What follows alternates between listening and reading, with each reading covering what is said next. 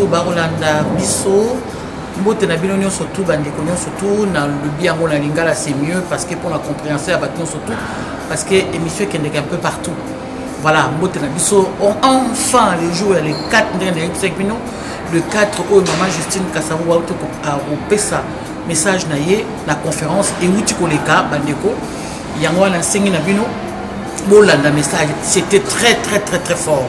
Maman Justine Kassabou a fait ce message naïe à lobby très bien. En tout cas, c'était clair, c'était relayé. Ils ont relayé dans le club presse, directement dans l'Union européenne. Voilà, en tout cas, bateau bayaki, en tout cas, ils ont très bien. Na sengi na bino surtout bolandango na bonjour à tous. Mesdames et messieurs, au nom du peuple congolais, nous vous remercions pour votre présence en ce lieu symbolique du Presse Club, ici, dans l'enceinte de l'Union européenne. Et tous ceux qui, à travers le réseau de communication en ligne du Presse Club lié à l'Union européenne et qui nous suivent également en direct, nous vous remercions pour le temps que vous nous accorderez. Le sommet Union européenne, Union africaine, qui se tiendra à Bruxelles le 17-18 février 2022, sous la présidence de M. Emmanuel Macron, président de la République française, aura comme ordre du jour, entre autres, la bonne gouvernance, la problématique des réfugiés africains qui traversent la Méditerranée, le Sahel, l'Éthiopie, le Soudan, le Sahara occidental, la Chine, le Sahel islamiste, le Congo, le changement climatique, la corruption et la pandémie de Covid-19. En raison de cet agenda, nous sommes venus ici pour la cause de notre pays, la République démocratique du Congo. Nous sommes ici pour exposer notre point de vue, alerter l'opinion internationale sur ce qu'il se passe réellement depuis plus de 2 décennies. Mais nous sommes ici aussi pour interroger les autorités de l'Union européenne à propos de son silence sur certaines réalités. Nous, Congolais, avons décidé de rompre définitivement l'omerta. Quelle est cette Europe qui va discuter avec l'Afrique les 17 et 18 février prochains? De quelle Afrique parle-t-on? De quelle Union africaine s'agit-il? Les interlocuteurs de l'Afrique qui viendront à Bruxelles sont-ils réellement engagés dans la continuité de l'histoire de l'unité africaine? Viennent-ils pour défendre les intérêts de leurs peuples respectifs ou contre les intérêts de leur peuple? La RDC traverse une tragédie innommable, injuste, au vu et au su de tous les dirigeants du monde et de l'Europe, qui jusqu'à ce jour demeurent dans une indifférence. Par contre, l'Europe se préoccupe plus de la Chine qui vient chez nous, faire presque exactement ce que les Européens y ont fait durant des décennies. Mais l'Europe oublie de mettre à l'ordre du jour la Russie, qui a pris pied solidement, entre autres en République centrafricaine.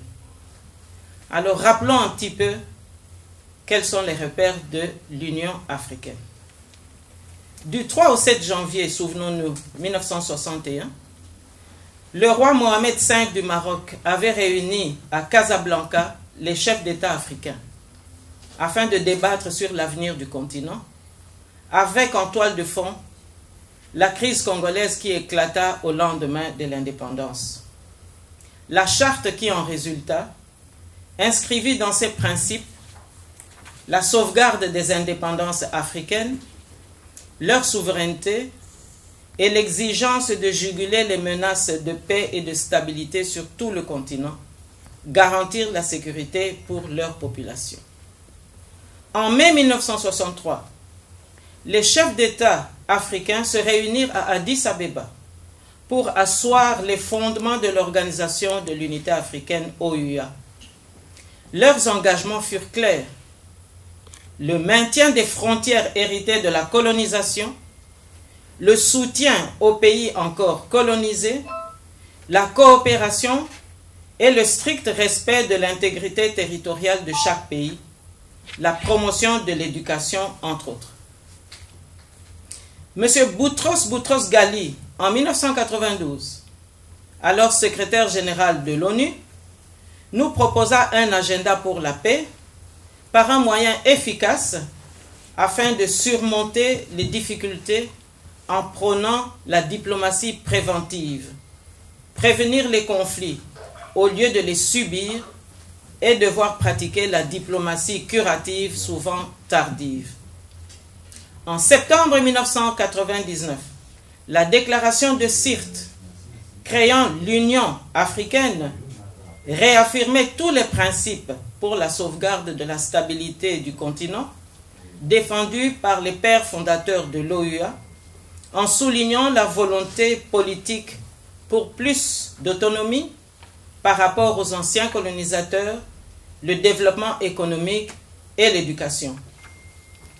En 2013, à l'occasion des 50 ans des indépendances et surtout de cette unité africaine, les chefs d'État africains ont mis en place l'agenda 2063 qui fixe les objectifs du continent pour le centenaire de l'Union.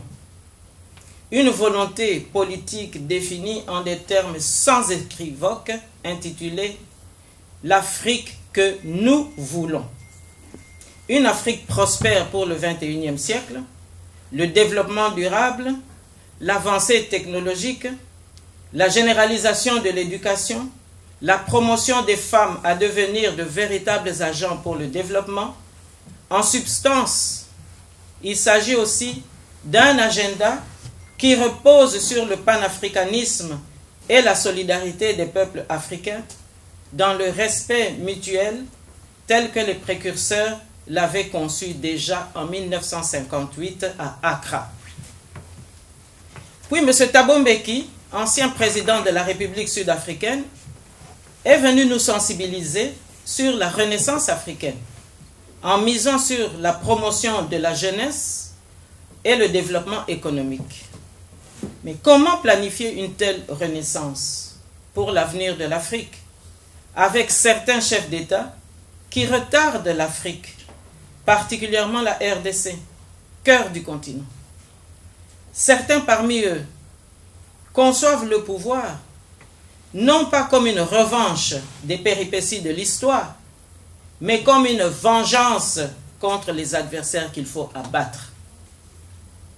Les Congolais craignent que Bruxelles février 2022 soit égal à Berlin février 1885. Nous nous sentons en légitime défense. En effet, le passé nous enseigne qu'il y a un parallélisme avec la situation du Congo aujourd'hui, et voici notre explication. Souvenons-nous, il y a 20 ans, alors que M. Paul Kagame était encore vice-président du Rwanda, Pasteur Bizimungu, président en exercice du Rwanda à l'époque, avait déclaré qu'il faut une deuxième conférence de Berlin pour remettre en question les frontières entre le Congo et ses voisins, car le Rwanda doit prendre des territoires au Congo. Comme vous le savez, la conférence de Berlin en 1885 consistait à définir les territoires et les frontières de l'Afrique entre les grandes puissances. Il y eut des manœuvres pendant cette conférence de Berlin, manœuvres qui profitèrent au souverain belge Léopold II. Le délégué américain qui assistait à cette conférence de 1885 en fit mention dans son rapport final adressé au Sénat américain. Le fait accompli fut entériné. À la lumière de ce que vit le peuple congolais, nous refusons que le Rwanda et l'Ouganda obtiennent du sommet Union européenne-Union africaine des 17 et 18 février 2022 un droit de modifier nos frontières comme ils en exprimèrent la volonté il y a 20 ans.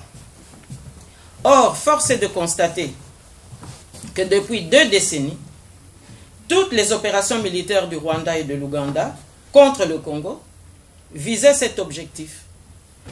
À la faveur, certes, d'une conjoncture politique, géopolitique particulière et une politique du fait accompli évident. Cette conjoncture particulière démontre que Berlin 1885, tributaire de la révolution industrielle à la fin du 19e siècle, début 20e siècle, entraîna l'avènement de la colonisation du Congo, pays qui disposait des ressources en matières premières indispensables pour l'exploitation économique dont l'Europe avait besoin. Sur le plan humain, les massacres et les mutilations sauvages et barbares des populations congolaises constituaient des éléments intrinsèques de ce système de prédation. Aujourd'hui, le contexte de la révolution technologique de la fin du XXe siècle, début XXIe siècle, a entraîné la mondialisation avec de nouveaux modes d'exploitation et de pillage. Encore une fois, ici, le Congo dispose des matières premières stratégiques recherchées pour cette exploitation économique. Sur le plan humain, dans un tel contexte, ici également, les massacres et les mutilations de nos populations congolaises attestent que les mêmes causes produisent les mêmes conséquences qu'autrefois. Cela permet d'observer qu'en l'espace de 100 ans, 2 révolutions géostratégiques en Occident ont pris en otage le développement du Congo. La violation des droits de l'homme dans les 2 cas sont des constantes. Hier, perpétrée par le colonisateur belge qui agissait directement sur le terrain, aujourd'hui perpétrée par le Rwanda et l'Ouganda, soutenus par l'Union européenne, dont la Belgique fait partie, autrement dit par les mêmes pays européens. Malheureusement, nous observons avec beaucoup de regret que le centre de gravité de la souveraineté congolaise, pour des raisons inavouées, s'est déplacé à Kigali, ce qui pour nous est inacceptable. Nous remarquons aussi qu'hier, pendant la colonisation, l'exploitation économique était possible grâce au rôle des chefs coutumiers inconscients, de la portée juridique des actes qu'ils posaient et des enjeux géostratégiques qui y étaient liés. Ils apposaient simplement leur pouce, c'est-à-dire leur signature, marquant ainsi leur accord sur des documents dont ils ne mesuraient pas toutes les conséquences. Un chef coutumier, considéré comme un sage dans la société traditionnelle, avant l'arrivée des Blancs, devenait pour ces derniers un faire-valoir pour justifier le droit de prédation. Dans la gouvernance moderne de la colonisation, le pouce au rendement médiocre était le pouce de l'intelligence. Aujourd'hui, ces mêmes courants prédateurs européens, avec l'aide de nos agresseurs, soutiennent au Congo des mécanismes sournois pour rechercher le même rendement de médiocrité. Des élections frauduleuses leur en donnent l'occasion. Il faut donc des chefs politiques issus d'accords, d'arrangements illicites, des deals personnels entre des individus, et non avec des institutions représentatives du peuple. Ce scénario entraîne de facto des gouvernances médiocres, dénuées de toute conscience nationale, de tout patriotisme, assorties de nominations arbitraires, entre autres. Et dans ces conditions, l'irresponsabilité des chefs coutumiers d'hier, si favorable à l'exploitation servile du colonisateur, correspond à l'irresponsabilité des chefs politiques d'aujourd'hui, si favorable au pillage et à l'exploitation servile des occupants. Les premiers signaient sans connaître la portée juridique de leurs actes, et les seconds signent aujourd'hui sans comprendre la portée sociopolitique et économique de leurs actes. Et c'est avec ceux-là que les irresponsables, les non-élus, les prétendants douteux, que la communauté internationale préfère traiter les grandes questions du Congo. Et c'est cela le terreau fertile de la corruption. Il faut que cela cesse. Quels sont les enjeux pour nous, Congolais? Eh bien, le constat est très amer. Celui d'un pays agressé militairement, dont les frontières sont violées par les pays voisins, le Rwanda et l'Ouganda, avec comme premier objectif de venger le génocide de 1994, et comme deuxième objectif de déstabiliser la RDC en occupant nos territoires à partir de l'Est, d'y rester et de se servir. C'est ce que nous appelons l'occupation rwandaise et ougandaise. Hier, alliés de la RDC, sous la direction de M. Laurent Désiré Kabila, pour chasser le dictateur Mobutu, avec le soutien de la communauté internationale. Aujourd'hui, occupants de la RDC, avec le soutien de la même communauté internationale et donc de l'Union européenne. À ce sujet, une parenthèse s'impose. Lorsqu'en 1997, M. Laurent Désiré Kabila, président de la République, m'accorda l'entretien qui marquait mon entrée en fonction, en qualité de ministre résident, ambassadeur plénipotentiaire de la RDC au Benelux et à l'Union européenne, il tint ses propos, entre autres.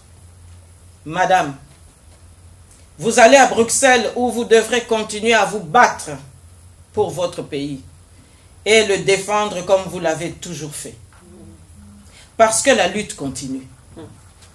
Nous n'avons pas encore gagné le combat. Là, j'ai senti la gravité de la mission qui me fut confiée. Il observa un moment de silence, puis il ajouta « Courage et bon travail ». Dès le début de cette occupation étrangère, la stratégie de nos agresseurs était très simple. Dépeupler l'Est de la RDC de toute sa population congolaise par tous les moyens internationaux pour déstabiliser politiquement, diplomatiquement, économiquement, sociologiquement, anthropologiquement la RDC afin de piller à ciel ouvert les matières premières du Congo, de les brader à tout venant au profit de certaines multinationales couvertes par la communauté internationale et donc l'Union européenne. Et pour y parvenir, ces pays agresseurs ont mis en place une politique insidieuse d'infiltration de toutes nos institutions, en détruisant nos infrastructures dans l'espoir de nous avoir à l'usure.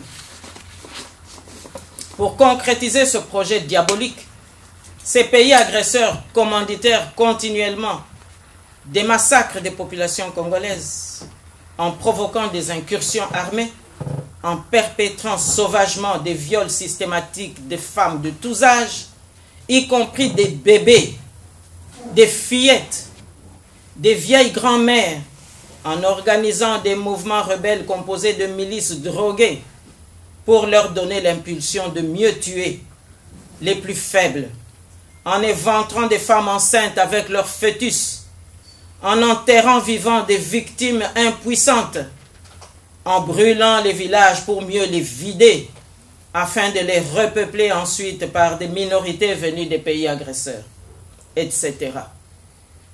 Et pour accélérer cette cadence funeste, les méthodes d'empoisonnement se multiplient, de sorte que l'épuration silencieuse qui s'abat au sein de nos communautés congolaises frappe également aujourd'hui les cadres et personnalités importantes. La culture de la diversion par des pseudo-suicides sont des réalités qu'on ne pratiquait pas au Congo avant cette occupation rwando-ougandaise. Le monde entier le sait par la lucarne de la MONUSCO, présente sur le terrain depuis 20 ans au moins. Mais le monde entier se tait, alors que le rapport mapping des Nations Unies dénonce clairement les responsabilités et les auteurs des massacres perpétrés par le Rwanda et l'Ouganda sur le sol congolais. Le Congo compte aujourd'hui au moins 10 millions de morts, mais ce chiffre représente à lui tout seul environ toute la population de la Belgique. Peut-on imaginer que la Belgique disparaisse au sein de l'Europe? Pourtant, ce rapport mapping est frappé du sceau de l'omerta, que nous voulons rompre hic et nunc, ici et maintenant. Que fait concrètement l'Union européenne pour que ce rapport mapping soit traité par un tribunal international pour les crimes commis en RDC? Que fait concrètement l'Union européenne pour mettre fin à la barbarie rwando-ougandaise et l'occupation militaire en RDC? Comment l'Union européenne pourra parler de la bonne gouvernance avec des usurpateurs qui trichent et qui manipulent l'opinion internationale par des mensonges érigés en raison d'État depuis plus de 20 ans et espérer apporter des solutions viables? Nous entendons beaucoup d'interlocuteurs européens exprimer des éloges sur le Rwanda, tels que « Ah, M. Kagame construit son pays. Oh, Kigali, ville magnifique. Mais avec quels moyens? Grâce à quel sous-sol ?» La réponse est claire. Et sans embâche, nous disons que c'est avec l'argent de la RDC. Comment l'Union européenne peut-elle parler de sécurité avec des États dictatoriaux qui prétendent résoudre leur propre sécurité en provoquant l'insécurité chez les voisins? Qui manipule qui? Qui se laisse manipuler? Comment peut-on résoudre la question des réfugiés qui traversent la Méditerranée lorsqu'on accorde au Rwanda et à l'Ouganda un blanc-seing pour qu'ils créent eux-mêmes de nouveaux réfugiés? Car, fort de l'appui de la communauté internationale, les agresseurs du Congo agissent ainsi pour dépeupler nos villages, je le répète, et les repeupler durablement, grâce aussi au trafic des passeports congolais délivrés à des sujets rwandais qui habitent en Occident, surtout aux États-Unis, en Grande-Bretagne, pays anglophone, Grande-Bretagne, pays au sein de l'Europe, néanmoins le Brexit. De quel partenariat parle-t-on lorsqu'on dénie la souveraineté du Grand Congo et que l'on se substitue aux Congolais, tout en forçant les acteurs politiques par des menaces afin qu'ils concluent des accords iniques? Combien de temps encore l'Union européenne fermera-t-elle les yeux, bouchera-t-elle les oreilles? Mesdames et messieurs, il y a trop d'injustice au Congo depuis plus de 20 ans. Un pays riche, mais où la population ne parvient même pas à vivre au-delà de $1 par jour. Et nous apprenons chaque jour qu'il y a des détournements de millions de dollars soustraits au trésor public. Une population démunie de tout, exposée à l'irresponsabilité des dirigeants, mendiant son pain, sans eau ni électricité, une jeunesse en guenilles, abandonnée à son triste sort, rampant dans des sempiternels circuits de corruption et de manipulation, souffrant dans des hôpitaux mouroirs où le malade est pris en otage par certains médecins qui ont renié le serment d'Hippocrate. Pendant ce temps, les nouveaux millionnaires peuvent se rendre allègrement en Europe pour se faire soigner. Les délégations étrangères vont et viennent, plaider pour la coopération bilatérale. Mais pour quel résultat? Un si grand pays, où le budget national de 11 milliards tel qu'annoncé n'a aucune signification. Une gouvernance qui navigue à vue.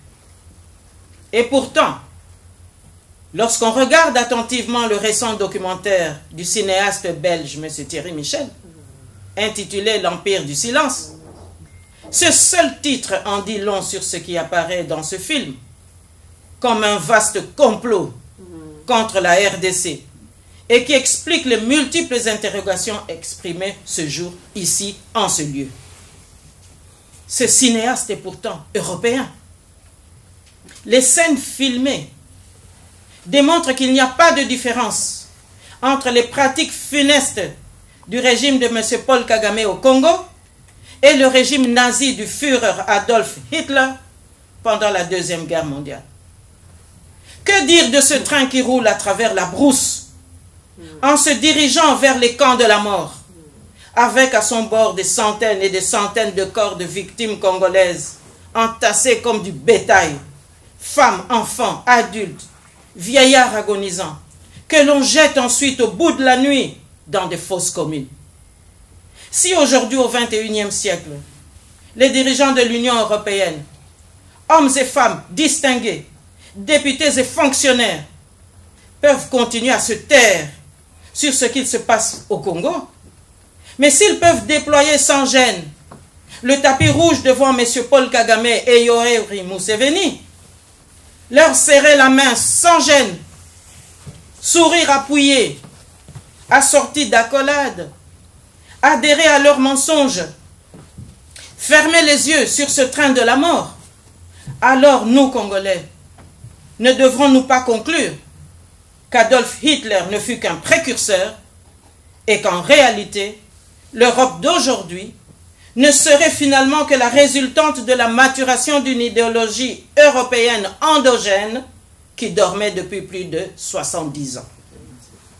Dans un tel contexte, à l'hôpital de Panzi, où le docteur gynécologue Denis Mukwege soigne courageusement les victimes, il a été fièrement baptisé par les Européens l'homme qui répare les femmes. Car ce sont surtout les femmes congolaises qui payent un lourd tribut de ce génocide. Mais cet homme qui répare, ce mécanicien talentueux, qui dans son garage de référence répare le corps des femmes mutilées, mais est lui-même devenu un stakhanoviste de la médecine. Autrement dit, plus le mécanicien répare, plus il sauve ce qui peut l'être. Mieux il répare, plus il soulage la conscience silencieuse des indifférents. Plus les indifférents sont soulagés, plus ces derniers multiplient les signes de reconnaissance envers le mécanicien.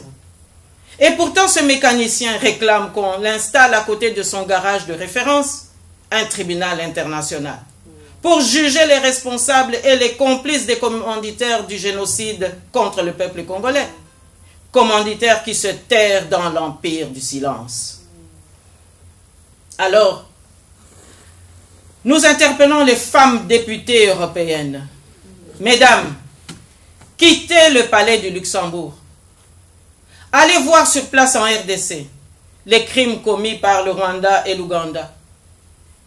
Et dites-nous ensuite si vous pouvez encore cautionner que l'on organise des élections sous l'occupation des meurtriers du peuple congolais. Allez voir les fosses communes, où en son temps, Madame Emma Bonino, ancienne commissaire européenne chargée de l'action humanitaire, versa des larmes maternelles en constatant les dégâts causés par la cruauté des rebelles venus du Rwanda et de l'Ouganda. Et vous nous direz si vos dirigeants vous ont dit toute la vérité ou bien s'ils vous ont menti, ce que nous croyons. Devant ce tableau sombre, et pour des raisons objectives, nous restons inquiets quant aux intentions cachées du sommet du 18 février 2022 à Bruxelles en ce qui concerne la RDC. La question que tout Congolais se pose est celle-ci. Qui sera le véritable interlocuteur congolais pendant ce sommet? Nous refusons que M. Kagame vienne à Bruxelles parler au nom de notre peuple. Nous refusons d'entériner l'occupation rwandaise et ougandaise tout simplement. Plus de 500 officiers rwandais dirigent notre armée nationale. De quel droit? Est-ce normal? Comment, bon an, mal an, les Européens peuvent-ils se rendre au Congo, exiger le brassage des criminels rebelles avec des officiers de l'armée nationale congolaise? Et pourtant, on se rend bien compte que ce sont toujours les militaires congolais qui sont souvent envoyés au front, où ils sont assassinés. Alors, puisqu'il faut quand même penser aux solutions d'une paix durable, nous demandons à l'Union européenne de donner une position claire, sans ambiguïté, par rapport à l'occupation rwandaise et ougandaise, pour mettre fin à l'occupation des troupes étrangères en RDC. Particulièrement la Belgique, ancien colonisateur, qui s'est éloigné des promesses du roi Baudouin, qui dans son discours du 30 juin 1960, prit l'engagement solennel en déclarant publiquement que la Belgique accompagnera les aspirations du peuple congolais, de toutes les populations congolaises en toute amitié dans son développement et en respectant sa souveraineté nouvellement acquise. Et le peuple congolais voudrait savoir aujourd'hui de quel côté se trouve la Belgique. Mesdames et messieurs, le génocide de Congolais est une réalité, n'en doutez pas. L'occupation rwando-ougandaise n'est pas une chimère, mais une constante. Permettez-moi de vous dire de manière claire, sans ambiguïté, que si contre la volonté du peuple congolais, l'Union européenne se hasarde à modifier nos frontières, alors toutes les frontières de l'Afrique devront être touchées également, du nord au sud et d'est à l'ouest. Nous n'accepterons jamais qu'un seul centimètre de nos territoires soit cédé à nos agresseurs. Nos parents sont morts pour cela. Nos dirigeants se sont sacrifiés pour cela. Nous n'accepterons pas cette injustice. Pas plus que nous n'accepterons qu'un seul centimètre de nos terres soit concédé. Pour que toutes les victimes congolaises qui sont tombées ne soient pas mortes pour rien. C'est la terre sacrée de nos ancêtres, c'est notre héritage, c'est notre patrimoine. Depuis plus de 20 ans, tout est permis aux agresseurs du Congo, notamment le Rwanda de M. Kagame, pour qui le pouvoir a toujours été conçu, mais comme une occasion de vengeance contre ceux qui avaient laissé les Hutus perpétrer le génocide des Tutsis rwandais en 1994, c'est-à-dire la France de l'opération turquoise. Le peuple congolais, qui à la demande de la France justement, avait accepté qu'un couloir humanitaire soit établi à la frontière pour sauver les populations rwandaises Hutus en fuite. Donc tous n'étaient pas des génocidaires. On paye aujourd'hui le prix de cette hospitalité. Or, la France s'en est sortie. Elle dialogue ouvertement avec M. Kagame, jusqu'au point de lui céder la francophonie, alors que M. Kagame s'était clairement identifié comme anglophone. Mais c'est la RDC qui est le plus grand pays francophone. Nous exigeons que la souveraineté du peuple congolais soit respectée et que la communauté internationale mette fin à son soutien aux agresseurs du Congo et que les matières premières de la RDC soient négociées avec les autorités congolaises et non avec les agresseurs Kagame, Museveni et leurs nombreux sous-traitants infiltrés dans la gouvernance du Congo dans tous les domaines. Nous exigeons que le Rwanda et l'Ouganda ainsi que leurs militaires, y compris tous leurs officiers supérieurs, notamment les 500, ainsi que leurs activistes politiques, quittent sans condition et sans délai le territoire congolais. Qu'ils aillent résoudre chez eux leurs problèmes communautaires entre Hutus, Tutsis et toi. Pour ce faire, il est grand temps que l'Union européenne exige au Rwanda, souvent chef de file dans cette logique d'occupation, qu'il organise chez lui un dialogue inter-rwandais. Malgré l'inefficacité de la MONUSCO, nous sommes convaincus que l'Union européenne et l'ensemble de la communauté internationale ont encore la capacité de mettre fin à la tragédie qui sévit en RDC depuis plus de 20 ans. Il suffit simplement de courage et de volonté politique résolue. Par ailleurs, nous interpellons tous nos chefs d'État africains, sans exception, qui participeront à ce sommet Union européenne-Union africaine du 17-18 février 2022, de se montrer dignes de la confiance de leur peuple, de mesurer la gravité de ce moment historique, puisque c'est tout l'avenir de notre continent qui est en jeu. À leur tour, qu'ils prennent toutes leurs responsabilités pour jouer pleinement leur rôle de garant de l'unité africaine, de l'indépendance de nos États, et qu'ils s'impliquent totalement dans le dossier congolais. Qu'ils se rappellent que la stabilité de notre continent, ainsi que la paix, dépendent directement de la souveraineté et de la stabilité du Congo. À tous nos frères congolais à travers la République démocratique du Congo et en diaspora, je leur demande de rester unis, d'avoir confiance et de défendre la terre de nos ancêtres. J'invite donc tous les Congolais qui veulent rester libres de continuer à se battre pour la libération de notre pays jusqu'à la victoire. Et nous vaincrons car notre cause est juste. Enfin, à tous les peuples frères africains, je leur demande d'être solidaires et de sauvegarder la cohésion de notre continent. In fine, nous attendons de l'Union européenne qu'elle applique le principe de l'éthique réciproque, une exigence cardinale, à savoir que ce qui est acceptable en Occident au nom du droit, de la démocratie et de la morale, soit acceptable en Afrique au nom du droit, de la démocratie et de la morale. C'est ainsi que nous pourrons construire sur de nouvelles bases solides un véritable partenariat entre l'Europe et l'Afrique. Désormais, plus personne ne pourra dire qu'il ne savait pas. Tout a été dit. Je vous remercie.